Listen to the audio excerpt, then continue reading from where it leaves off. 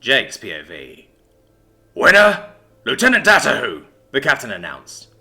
The crowd started cheering and shouting praise to the lieutenant, while I laid on the dirt floor of the pit.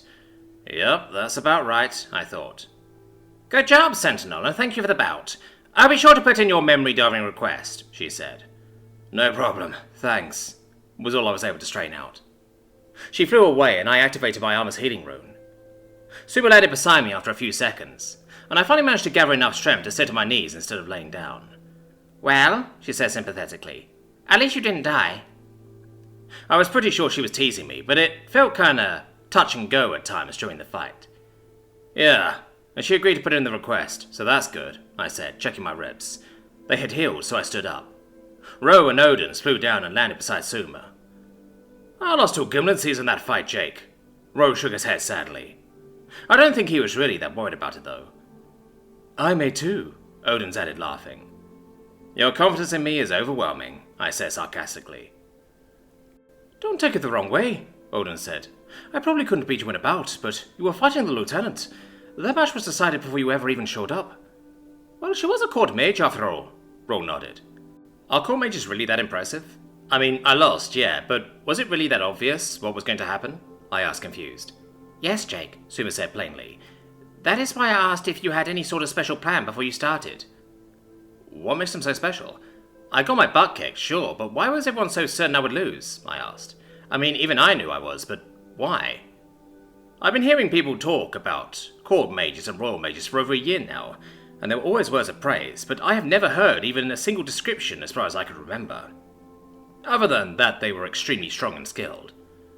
"Well, to start, all court mages have battlefield experience, so right away that should tell you something," Rose said. "And they are all chosen for the best of the high mages," Odins added.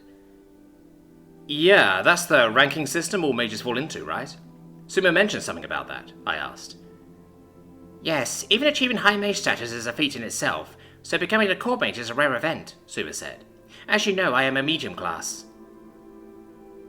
"I think most of the people here are, although I heard there are 1 or 2 high-class mages in the second squad," Odin said. "What does someone have to do to go up in ranks?" I asked. "Perform well on the battlefield, that is the main qualifying factor," Suma said.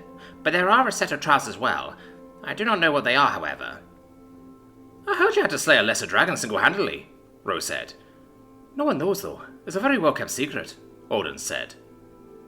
So, no one knows much about the court mages, and rumors are all most people have to go on her. I guess that explains why people are so quick to pretty much mythologize them, I thought. "Well, all that aside, you did well in your match, Jake," Suma complimented. They all talked a bit more about stories they had heard of court mages, and they told me a legend about some famous court mage that fought Vikings. After that, Ro and Odins left, and Suma sent me home for the day. Good thing too. After all that healing, I was exhausted.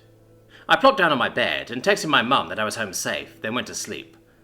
There wasn't anything left to do now, except wait to see if we get approved for a memory delve. Honestly, things have been going fairly smoothly for these last few days.